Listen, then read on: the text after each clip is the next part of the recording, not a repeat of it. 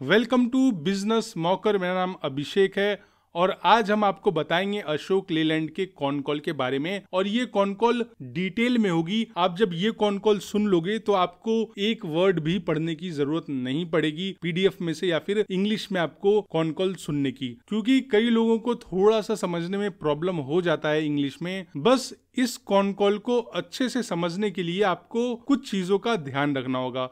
पहली बात ये कि पूरा कॉन कॉल मैंने ही रिकॉर्ड किया है, तो हो सकता है कुछ जगह आपको वॉइसेस सेम ही मिले। दूसरी चीज, आपको स्क्रीन पे देखना है क्योंकि मैंने कुछ कैरेक्टर्स फिक्स्ड किए हुए हैं। जो कंपनी के मैनेजमेंट साइड के लोग हैं उनके कलर्स अलग हैं और उनका कैरेक्टर अलग है, और जो इन्वेस्टर्स हैं जो क्वेश्चन पूछ रहे हैं उनका जो कलर है और जो उनके आइकन्स या उनका जो फेस है वो बिल्कुल ही अलग रहेगा। तो जब भी आप कंफ्यूजन में आना कि ये क्वेश्चन कौन पूछ रहा है या फिर ये बात कौन कर रहा है, तो सिर्फ आप अपने स्क्रीन पे देख लेना, आपको सब कुछ समझ में आ जाएगा। हालांकि मैं ट्राई करूंगा कुछ वॉइस मॉड्यूलेशंस डालने के लिए, बट ये सिर्फ ट्राई रहेगा। अभी तो मैं ऑडियो रिकॉर्ड कर रहा हूं और आई होप आपको बहुत ही मजा आएगा इस कॉन कॉल में। और आप मेरा यकीन मानो, इस कॉन कॉल के बाद आपको कोई भी दूसरी वीडियो देखने की जरूरत ही नहीं पड़ेगी। तो चलिए शुरू करते हैं। अशोक लेलैंड के मैनेजिंग डायरेक्टर और सीईओ मिस्टर शीनू अग्रवाल का कहना है कि अशोक लेलैंड ने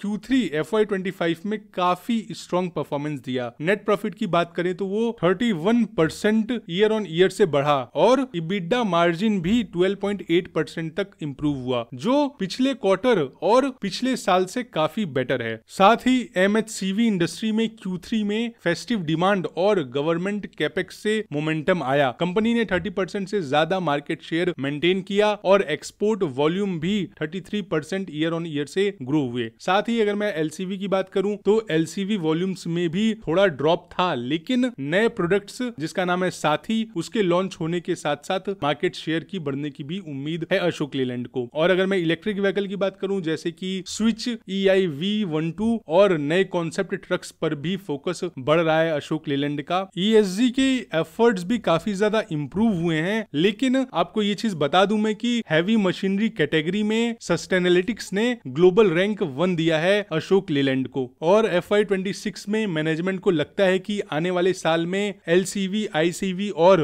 MHCV सेगमेंट में बहुत ज्यादा ग्रोथ देखी जा सकती है। अब मैं आपको बता देता हूँ LCV, ICV और MHCV का मतलब क्या है। शॉर्ट में समझाऊं तो LCV यानी कि लाइट कमर्शियल व्हीकल, ICV यानी कि इंटरमीडिएट कमर्शियल व्हीकल, MHCV यानी कि medium and heavy commercial vehicles. यहाँ तक कॉन कॉल सुनने के लिए आपका धन्यवाद। अब हम चलते हैं क्वेश्चन एंड आंसर सेगमेंट की तरफ। गुड इवनिंग, मेरा नाम चंद्रमौली मुथई है और मेरा पहला सवाल है कमर्शियल व्हीकल इंडस्ट्री को लेकर के। पिछले क्वार्टर में आपने कहा था कि FY25 overall flat volume growth के आसपास हो सकता है। अब इसको अचीव करने के लिए Q4 में 4 से 5% का ग्रोथ चाहिए होगा। आपने बताया कि जनवरी की शुरुआत थोड़ी बेटर रही, तो मैं ये समझना चाहता हूँ कि क्या आपके नजरिए से फ्लैट ग्रोथ फोरकास्ट में कोई अपसाइड चांस या फिर डाउनसाइड रिस्क है, और उसी बेसिस पर FY26 के लिए आप किस ग्रोथ मैग्नीट्यूड की उम्मीद कर रहे हैं। चंद्रमौली जी, Q1 में इंडस्ट्री ने 4 to 5% का ग्रोथ दिया था, लेकिन Q2 में लगभग 12% की गिरावट देखने को मिली थी। उस समय काफी पेसिमिज्म था कि शायद ये नए डाउन साइकिल की शुरुआत है, लेकिन हमने तब भी ये माना था कि ये टेम्पोररी चीज है, क्योंकि Q2 की स्लो डाउन का मेन रीजन था कैपेक्स में कमी और कुछ जगहों पे बेमौसम बारिश। अब Q3 थोड़ा नेगेटिव जरूर रहा, पर Q2 के कंपैरिजन में क्लियरली एक कमबैक था। जनवरी ऑलरेडी अच्छा गया है, फरवरी और मार्च भी प्रॉमिसिंग दिख रहा है, तो Q4 पॉजिटिव होने की उम्मीद है। अगर ये ट्रेंड Q1 और Q2 FY26 तक कंटिन्यू करता है तो अगला साल भी स्ट्रॉन्ग दिख रहा है। हाँ, मैं समझ गया, थैंक यू शीनू जी। मेरा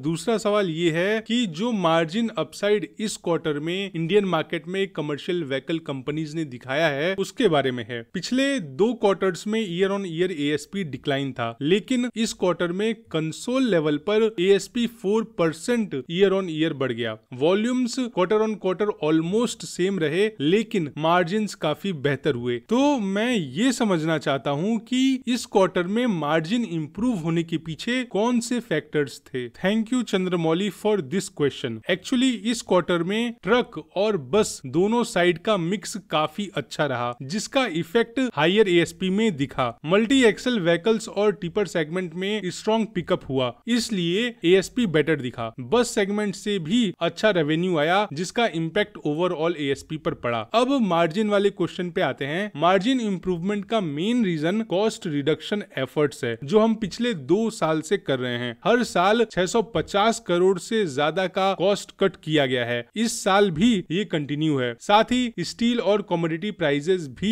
इस क्वार्टर में फेवरेबल रहे, जिसका डायरेक्ट बेनिफिट मार्जिन में दिख रहा है। इसके अलावा एक और बात यह है कि एमएचसीवी और एलसीवी वॉल्यूम्स तो फ्लैट रहे, लेकिन हमारे दूसरे प्रॉफिटेबल बिजनेसेस जैसे पावर सॉल्यूशंस, डिफेंस और स्पेयर पार्ट्स ने Q3 में अच्छी ग्रोथ दिखाई। आईओ साइड पे 33% ईयर ऑन ईयर ग्रोथ आई, जो मार्जिन्स के लिए काफी पॉजिटिव है। Hello everyone, my name is binary from Morgan Stanley. मेरा सवाल ये है कि इस क्वार्टर प्रोडक्ट मिक्स काफी बेटर था, जैसे ज्यादा ट्रक्स, कम बसेस और एक्सपोर्ट्स भी स्ट्रॉन्ग थे। ऐसे में ग्रॉस मार्जिन बढ़ना चाहिए था, पर वो क्वार्टर ऑन क्वार्टर कम हो गया। जो मार्जिन इंप्रूवमेंट दिख रहा है फिलहाल इस कंपनी में, वो मेनली अदर एक्सपेंसेस के कम होने से आया है। क्या आप समझा सकते हो कि ग्रॉस मार्जिन क्यों नहीं बढ़ा, और क्या ये अदर एक्सपेंसेस का कम होना सस्टेनेबल है, और क्या डिफेंस बिजनेस का गिरना इसमें एक रीजन हो सकता है? Thank you binary for your question. Actually material cost तो कम हुई थी, लेकिन उसका एक हिस्सा रबर के दाम बढ़ने की वजह से एडजस्ट हो गया। रबर के प्राइस बढ़ने का इम्पैक्ट ग्रॉस मार्जिन पर भी पड़ा। और आपने जो other expenses year on year का पॉइंट उठाया, उसमें हमने काफी अच्छी कॉस्ट कंट्रोल की है। प्रोडक्शन, सेलिंग, डिलीवरी और एडमिन ओवरहेड्स जैसे वेरिएबल कॉस्ट को हमने अच्छे से मैनेज किया। अब हमारे पास स्ट्रॉन्ग कॉस्ट मॉनिटरिंग सिस्टम है, जो इन सब पर नजर रखता है। केएम बालाजी, एक और क्वेश्चन है मेरा कि इस क्वार्टर में डिफेंस ने कैसा परफॉर्म किया? क्या कोई परसेंटेज रेवेन्यू मिक्स शेयर कर सकते हैं आप? क्योंकि पिछला क्वार्टर थोड़ा वीक था, तो इस क्वार्टर डिफेंस का परफॉर्मेंस कैसा रहा? बाइनी, इस क्वार्टर डिफेंस रेवेन्यू लगभग 100 करोड़ रहा, जबकि पिछले क्वार्टर में ये 150 करोड़ था। तो डिफेंस बिजनेस में इस बार 50 करोड़ का डिक्लाइन देखने को मिला है। तो सर, जो डिफेंस रेवेन्यू में गिरावट आई है, उसका इम्पैक्ट आपके ग्रॉस मार्जिन पर पड़ा होगा, राइट? हाँ विनय, बिल्कुल सही पकड़ा आपने। डिफेंस रेवेन्यू में गिरावट का थोड़ा इम्पैक्ट ग्रॉस मार्जिन पर पड़ा है। और मेरा एक और क्वेश्चन ये है कि ओपनिंग रिमार्क्स में नेट कैश की बात हुई थी और 700 करोड़ के 2 इन्वेस्टमेंट्स का जिक्र भी हुआ। क्या ये नेट कैश 700 करोड़ इन्वेस्टमेंट करने के बाद का फिगर है? विनय, नेट कैश की बात करें तो 700 करोड़ रुपए के इन्वेस्टमेंट्स होने से पहले का फिगर है, इन्वेस्टमेंट के बाद का नहीं। और सर, नेट कैश का एग्जैक्ट नंबर क्या था? क्या आप दोबारा रिपीट कर सकते हैं? Yes Vinay, of course. Net cash का एग्जैक्ट नंबर 958 करोड़ रुपीस था। थैंक यू सर मेरे क्वेश्चंस का आंसर देने के लिए। मेरा सिर्फ और सिर्फ एक सवाल और है, वो ये है कि 2 ट्रेंड्स नजर आ रहे हैं। एक तो बस वॉल्यूम पिछले कुछ सालों में काफी स्ट्रॉन्ग थे, जो प्रॉफिटेबिलिटी को सपोर्ट कर रहे थे, लेकिन पिछले 2-3 महीनों में बस ग्रोथ थोड़ी स्लो हो गई है। दूसरी तरफ एक्सपोर्ट्स में जबरदस्त 33% का ग्रोथ देखा गया है। अब पिछले कॉन्फ्रेंस कॉल में आपने कहा था कि एक्सपोर्ट्स का लॉन्ग टर्म टारगेट 50,000 यूनिट्स का है। तो क्या आप इन दोनों ट्रेंड्स पर थोड़ा कमेंट कर सकते हैं? बस ग्रोथ स्लो हो रही है, शायद बेस इफेक्ट की वजह से, लेकिन आगे क्या लगता है आपको? उस पर भी थोड़ा सा हमें कुछ बताएं। साथ ही एक्सपोर्ट में जो जंप आया है, क्या वो सस्टेनेबल है? विनय, बस डिमांड में जो स्लो डाउन दिख रहा है वो टेम्पोररी है, और मार्केट में अभी काफी पेंटअप डिमांड है, चाहे एसटीयूज हो, एमडीवीज हो या फिर आईसीवी बसेस हो। हमें लगता है कि बस सेगमेंट आगे भी स्ट्रॉन्ग रहेगा, सिर्फ अगले साल के लिए नहीं बल्कि अगले 2 साल तक। और कभी कभी एसटीयू ऑर्डर्स एक साथ आते हैं और कभी कभी नहीं आते हैं, इसलिए शॉर्ट टर्म इम्पैक्ट पड़ता है इन सारी चीजों का। लेकिन Q4 के लिए हमारे पास 4000 कंफर्म्ड बस ऑर्डर का ऑर्डर बुक है, जो अगले 6 से 8 महीने में डिलीवर होंगे। तो बस सेगमेंट को लेकर के चिंता की कोई बात नहीं है। अभी हमारा मार्केट शेयर 38% से ज्यादा हो चुका है बस सेक्टर में, और लीडरशिप पोजीशन भी बरकरार रहेगी। और अब मैं आपके अगले जो एक्सपोर्ट वाला सवाल था उस पर आता हूँ। देखिए, एक्सपोर्ट्स के लिए हमारा लॉन्ग टर्म टारगेट 50,000 यूनिट्स का है, लेकिन मीडियम टर्म में हम 25,000 15,000 यूनिट्स अचीव करना चाहते हैं और इस साल हम लगभग 15,000 एक्सपोर्ट्स तक पहुंचने की कोशिश कर रहे हैं, जो पिछले साल के 11,800 यूनिट से काफी अच्छी ग्रोथ होगी। साथ ही हमें अपने ऑर्डर बुक पर काफी भरोसा है और ये ग्रोथ रिसेंट एफर्ट्स का रिजल्ट है, लेकिन असली क्रेडिट उन पुरानी स्ट्रेटेजीज को जाता है जहां हमने मैन्युफैक्चरिंग, लोकल ऑफिसेस और अपने लोगों में इन्वेस्ट किया। साथ ही यूएई और बांग्लादेश जैसे मार्केट में अशोक लीलैंड एक स्ट्रॉन्ग ब्रांड बन चुका है। Hi, my name is Pramod Kumar, I am from UBS. मेरा पहला सवाल नॉन व्हीकल रेवेन्यू मिक्स को लेकर है।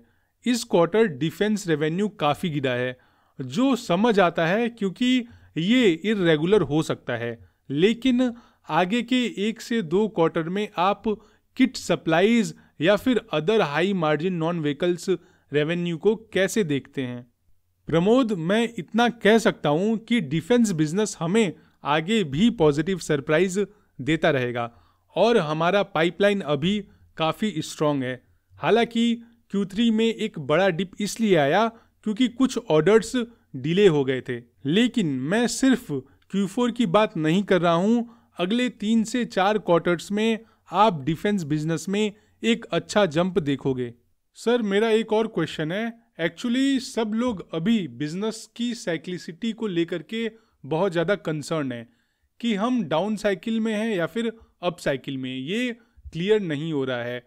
तो क्या आप ये बता सकते हैं कि इस वक्त टोटल रेवेन्यू का कितना हिस्सा नॉन साइक्लिकल है, यानी डोमेस्टिक ट्रक्स को हटाकर एक्सपोर्ट्स, बसेस और बाकी सेगमेंट्स का टोटल कंट्रीब्यूशन कितना है? पहले आप ये ब्रेकडाउन शेयर किया करते थे, तो अगर अब भी आप शेयर कर सके तो हमें ये समझने में बहुत ज़्यादा मदद मिलेगी कि बिजनेस का कौन सा पार्ट स्टेबल रहेगा और कौन सा पार्ट मैक्रो कंडीशंस पर डिपेंड करेगा। प्रमोद जी, अगर हम कमर्शियल व्हीकल्स की बात करें तो लाइट कमर्शियल व्हीकल्स को इंक्लूड करके टोटल रेवेन्यू का लगभग 80% हिस्सा कमर्शियल व्हीकल से आता है। बाकी का 20% रेवेन्यू नॉन साइक्लिकल सोर्सेस से आता है, जैसे स्पेयर पार्ट्स, इंजन्स, एक्सपोर्ट्स और डिफेंस।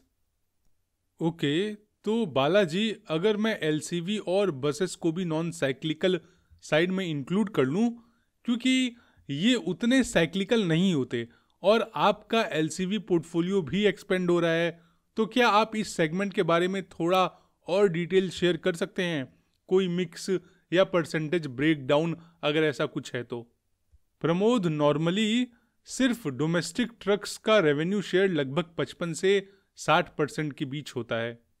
शिनू जी, मेरा एक और प्रश्न है कि FY26 के लिए जब आप बिजनेस प्लानिंग कर रहे हो तो क्या वॉल्यूम ग्रोथ आपको बाद में आने की उम्मीद है? और इन्वेस्टर्स FY26 को लेकर के काफ़ी ज़्यादा कंसर्न है कि कहीं बड़ा वॉल्यूम करेक्शन या फ्लैट या फिर कहीं माइनर डिक्लाइन न हो, तो प्लानिंग में आप कैसे अप्रोच कर रहे हैं? प्रमोद जी, FY26 की प्लानिंग में हमें लगता है कि फर्स्ट हाफ काफ़ी स्ट्रांग होगा क्योंकि अभी तक के इंडिकेटर्स पॉजिटिव हैं। जनवरी और फरवरी दोनों अच्छे रहे हैं हमारे लिए, तो अभी स्लो डाउन का कोई सिग्नल नहीं है, बल्कि हम अप साइड देख रहे हैं। रिप्लेसमेंट डिमांड भी फ्यूचर में स्ट्रांग होगी और ओवरऑल FY26 एक ग्रोथ ईयर हो सकता है। वेल शीनू जी, अगर प्राइस डिसिप्लिन की बात करें तो अभी मार्केट में कट थ्रोट डिस्काउंटिंग या एग्रेसिव प्राइस वॉर नहीं दिख रहा है। कंपटीशन मैनेजेबल है और लगता है कि प्राइस डिसिप्लिन में थोड़ी इम्प्रूवमेंट भी हुई है। गुड इवनिंग, मेरा नाम राकेश है और मेरा पहला सवाल बजट बिजनेस को लेकर के है। आपने बोला कि आने वाले क्वार्टर्स में पाइपलाइन स्ट्रांग है, लेकिन अगले साल के लिए गवर्नमेंट का डिफेंस व्हीकल प्रोक्योरमेंट बजट काफ़ी कम है, तो क्या ये ग्रोथ के लिए एक रिस्क बन सकता है या फिर आपके पास इतनी विजिबिलिटी है कि ग्रोथ कंटिन्यू रहेगा? राकेश भाई, डिफेंस का ओवरऑल बजट हमारे लिए ज़्यादा मैटर नहीं करता क्योंकि हम सिर्फ मोबिलिटी सॉल्यूशंस देते हैं। इंडियन आर्मी के पास 70,000 के आसपास हमारे ट्रक्स हैं, जिनमें से काफ़ी तो पुराने हो चुके हैं। तो अगले 3 से 4 सालों में 10,000 से 12,000 नए ट्रक्स की ज़रूरत होगी, जो मिनिस्ट्री से भी सुनने को मिल रहा है हमें। तो कुछ ऑर्डर्स ऑलरेडी आ रहे हैं, इसलिए हमें डिफेंस बिजनेस काफ़ी प्रॉमिसिंग लग रहा है और ये एक रिपीट होने वाला साइकिल है जो हमारे लिए बेनिफिशियल है। थैंक यू शीनू जी। मेरा दूसरा सवाल स्विच इन्वेस्टमेंट पर है। पिछले क्वार्टर आपने बोला था कि सेकेंड हाफ में 500 करोड़ रुपए इन्वेस्ट करना पड़ेगा, जो अब अनाउंस हो चुका है। तो क्या ये माना जाए कि अब के लिए इन्वेस्टमेंट कंप्लीट है? और आपने ब्रेक इवन की भी बात की थी, तो उसमें प्रोग्रेस कैसा है? हाँ राकेश जी, 500 करोड़ रुपए का इन्वेस्टमेंट स्विच में प्लान था और वो अब हो चुका है। तो स्विच इंडिया के लिए हम कॉन्फिडेंट हैं कि Q1 या लेटेस्ट Q2 तक EBITDA पॉजिटिव हो जाएगा और ऑर्डर बुक भी काफ़ी स्ट्रॉन्ग है, क्योंकि 1800 से ज़्यादा बसेस अगले 12 से 18 महीनों में डिलीवर हो जाएंगी और मार्जिन्स भी अच्छे खासे हैं। लेकिन स्विच यूके में मार्केट वीक है, ईवी अडॉप्शन स्लो है और लॉसेस हो रहे हैं। वहाँ डेप्ट भी है जिसे कम करना है हमें। तो हम स्विच यूके के लिए ऑप्शन इवेल्युएट कर रहे हैं और लिस्टिंग का प्लान अभी 2 से 3 साल दूर है, क्योंकि पहले वॉल्यूम और टेक्नोलॉजी एक्सपेंड करनी है। तो ओवरऑल स्विच इंडिया पर कंपनी काफ़ी पॉजिटिव है।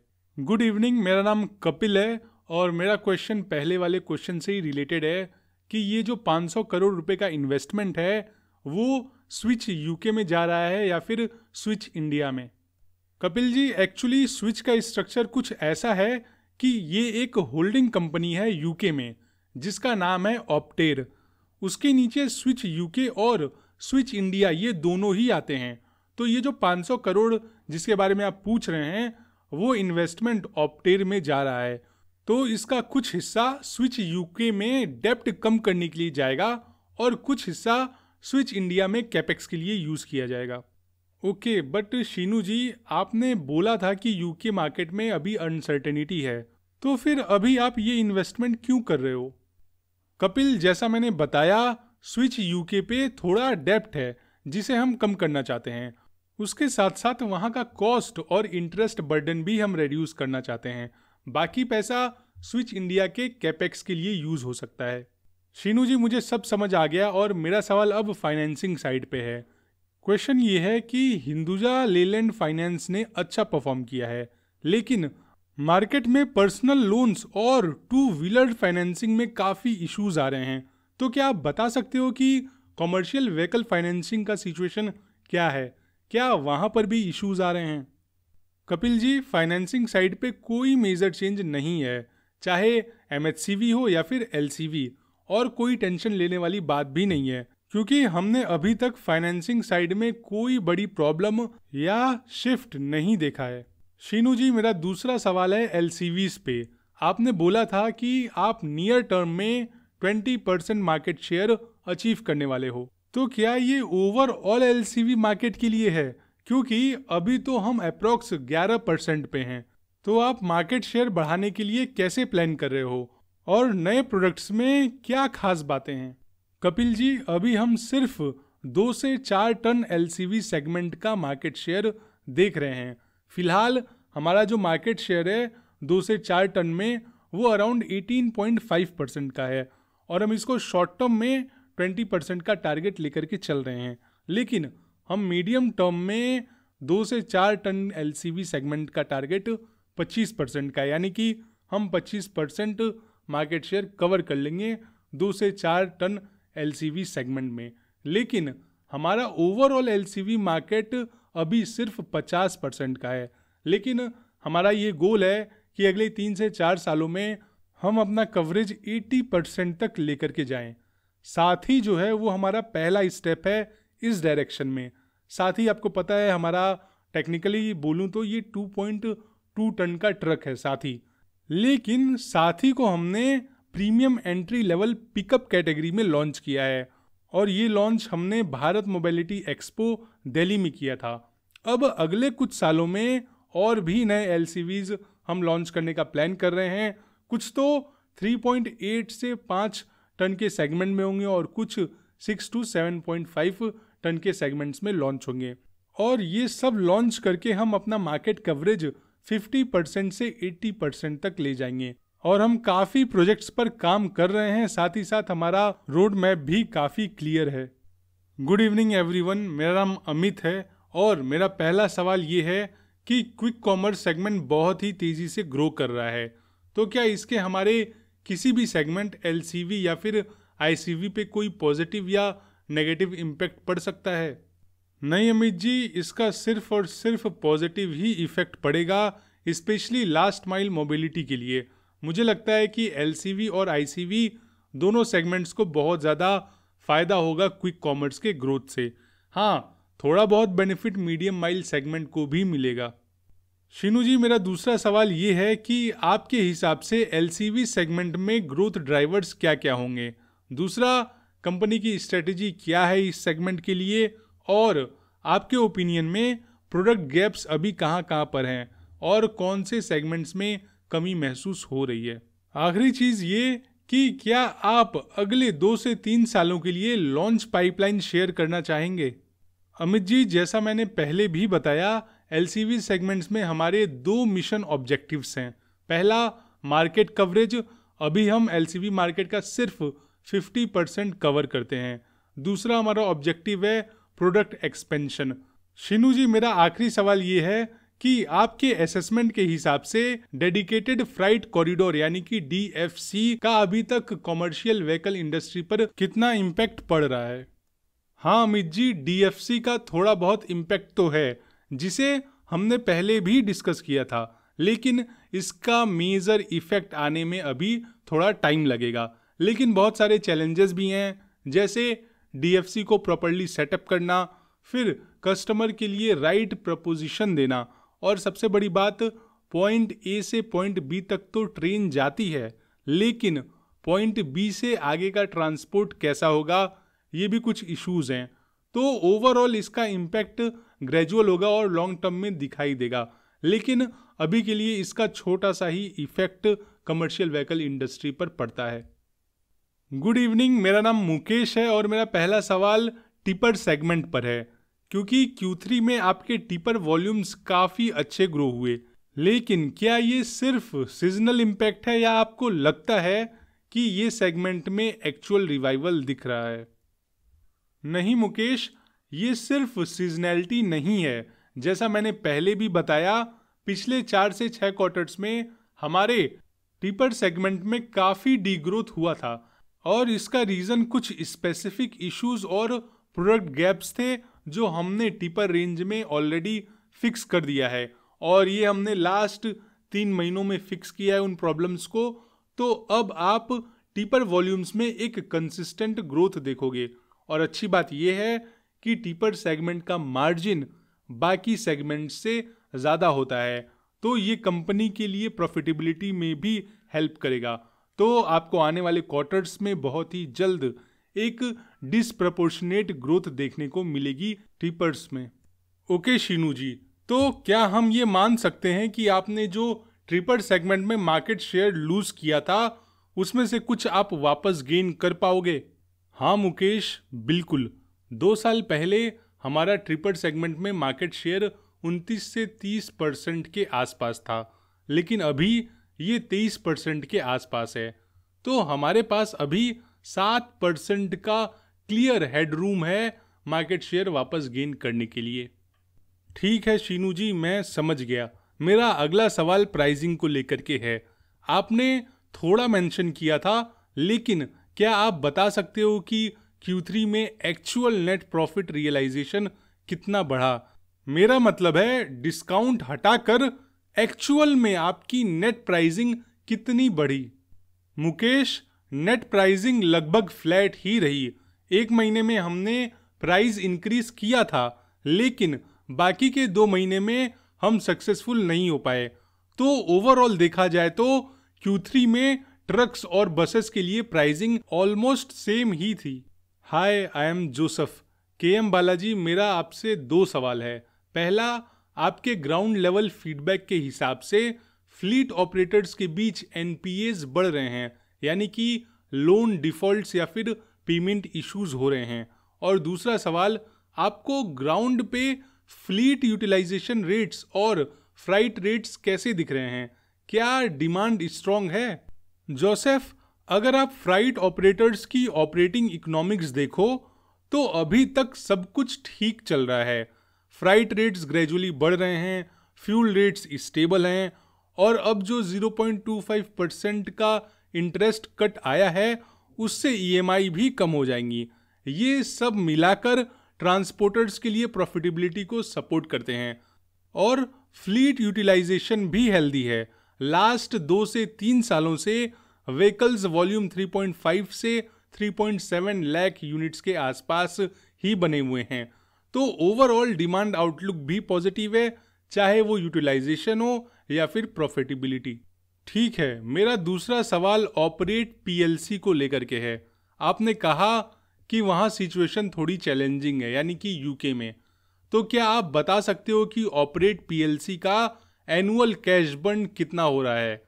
और लास्ट 2-3 सालों में रेवेन्यू भी काफ़ी ज़्यादा फ्लक्चुएट हुआ है, तो क्या ये कहना सही होगा कि ऑपरेट पीएलसी लास्ट 2 से 3 सालों में कभी भी फ्री कैश फ्लो पॉजिटिव नहीं रहा? जोसेफ, ऑपरेट पीएलसी यूके का परफॉर्मेंस वॉल्यूम पे डिपेंड करता है। कभी वॉल्यूम्स आते हैं तो अच्छे मार्जिन्स मिल जाते हैं, लेकिन अगर वॉल्यूम्स नहीं आए तो सिचुएशन टफ हो जाती है। लास्ट ईयर डीजल व्हीकल के वॉल्यूम्स में 100% से ज़्यादा का ग्रोथ हुआ, लेकिन असली नंबर्स छोटे ही थे, सिर्फ 300 से 500 व्हीकल्स। मार्केट काफ़ी लिमिटेड है वहाँ पे, तो ईवी साइड पे सिचुएशन और भी वीक है। इलेक्ट्रिक बसेस के वॉल्यूम्स में 30% का ड्रॉप आया और टोटल ईवी वॉल्यूम्स अब 1000 से भी कम हैं। और इसका मेन इशू है कंसिस्टेंसी का। कभी फैक्ट्री आइडियल रहती है तो कभी फुल कैपेसिटी पे चलने लगती है। कंपनी ओरिजिनली इलेक्ट्रिक व्हीकल्स बनाने के लिए बनी थी, लेकिन अब तो सिर्फ डीजल बसेस ही बन रही हैं, क्योंकि यूके में ईवी डिमांड ऑलमोस्ट ज़ीरो है। और फिलहाल अब हम ये देख रहे हैं कि इस सिचुएशन को फ्यूचर में कैसे हैंडल करें। हेलो बालाजी, आई एम अभिषेक। मेरा ये क्वेश्चन है कि 13% का मार्जिन, क्या ये सस्टेनेबल है? अभिषेक, मार्जिन्स काफ़ी फैक्टर्स पर डिपेंड करते हैं। अगर बिजनेस का ओवरऑल मिक्स स्ट्रॉन्ग हो, जैसे कि नॉन कमर्शियल व्हीकल से ज़्यादा रेवेन्यू आए, ट्रक सेगमेंट और हैवी ड्यूटी व्हीकल्स का भी शेयर ज़्यादा हो, तो ऐसे केस में 13% जैसा मार्जिन सस्टेन करना पॉसिबल है। बालाजी, मैं अभिषेक को कुछ और पॉइंट्स भी ऐड करना चाहता हूँ। मैं ये ऐड करना चाहता हूँ कि हमने अपना ब्रेक इवन वॉल्यूम काफ़ी कम किया है, क्योंकि हम साइक्लिकल बिजनेस में हैं, तो कभी डाउन साइकिल भी आ सकता है। इसलिए हमने तैयारी की है। लास्ट कुछ सालों में हमारा मंथली ब्रेक इवन वॉल्यूम आधा हो गया है। इसका मतलब है कि कम सेल्स पर भी हम प्रॉफिट बना सकते हैं। तो अगर साइकिल नॉर्मल है या फिर अच्छी है तो 13% का मार्जिन आराम से सस्टेन किया जा सकता है। हाय, मेरा नाम संकेत है और मेरा क्वेश्चन ये है कि सब्सिडरीज का टोटल इनकम 9,338 करोड़ के आसपास दिख रहा है। तो क्या आप ये बता सकते हो कि कौन सी सब्सिडरी ने सबसे ज़्यादा कंट्रीब्यूट किया है इस इनकम में? संकेत, अगर आप कंसोलिडेटेड नंबर देख रहे हो तो उसका ब्रेकअप अभी हमारे पास रेडली अवेलेबल नहीं है। हम बाद में आपको वो डिटेल्स दे देंगे। ओके बालाजी, मैं समझ गया, लेकिन क्या आप ये बता सकते हैं कि स्विच का रेवेन्यू कंसोलिडेटेड में कितना है? संकेत, अभी टेबल या फिर कोई भी एग्जैक्ट फिगर हमारे पास नहीं है, तो हम आपको बाद में रिवर्ट करेंगे। शीनू जी, मेरा दूसरा क्वेश्चन ये है कि सरकार ने अक्टूबर से कमर्शियल व्हीकल्स में एसी कैबिन्स मैंडेटरी कर दिया है, तो क्या आपको लगता है कि FY26 के Q1 में प्री बुकिंग देखने को मिलेगी? संकेत, एसी कैबिन्स का इम्प्लीमेंटेशन 8 जून से स्टार्ट होगा और कॉस्ट इम्पैक्ट जो व्हीकल पे पड़ेगा वो बहुत ही मार्जिनल है। इसका बहुत बड़ा इफेक्ट नहीं पड़ेगा हमारी कॉस्ट पे, तो हमें नहीं लगता कि इसका मार्केट पे कोई सिग्निफिकेंट इफेक्ट होगा। हाय, MJ, मेरा पहला सवाल है रिप्लेसमेंट डिमांड को लेकर के। मेरा मतलब है हमने ये मेंशन किया था कि अब व्हीकल का एवरेज होल्डिंग पीरियड बढ़ गया है और इसलिए इवेंचुअली रिप्लेसमेंट डिमांड को पिकअप करना चाहिए। लेकिन जो सुनने में आ रहा है वो ये है कि पिछले 3 से 4 सालों में इमिशन नॉर्म्स आने की वजह से प्राइस इंक्रीज हुआ है गाड़ियों का, और उसको कवर करने के लिए कॉमर्शियल लोन्स का टेन्योर भी बढ़ गया है और इस वजह से होल्डिंग पीरियड और ज़्यादा बढ़ गया है कमर्शियल व्हीकल्स का। तो रिप्लेसमेंट डिमांड शायद उतनी फास्ट ना आए जितना हम एक्सपेक्ट कर रहे हैं। तो क्या ये ट्रेंड पिछले 1 से 2 साल में देखने को मिला है, और आपको क्या लगता है इसका इम्पैक्ट आगे जाकर रिप्लेसमेंट डिमांड पर क्या पड़ेगा? यस जय, यू आर टोटली राइट, ऐसा हमें देखने को मिला है और व्हीकल की कॉस्ट बढ़ने की वजह से लोन का टेन्योर भी बढ़ गया है। ठीक है शीनू जी, मैं समझ गया, लेकिन क्या आप बता सकते हो कि पिछले 1 से 1.5 साल में आपने रिप्लेसमेंट ग्रोथ को कैसे देखा है? क्या रिप्लेसमेंट डिमांड में तेजी आई है और क्या फर्स्ट टाइम बायर की ग्रोथ थोड़ी स्लो हुई है? आप इस ट्रेंड को कैसे देखते हो? हाँ जय, बिल्कुल 2 ट्रेंड्स क्लियरली दिख रहे हैं, हालांकि ये ग्रेजुअल हैं।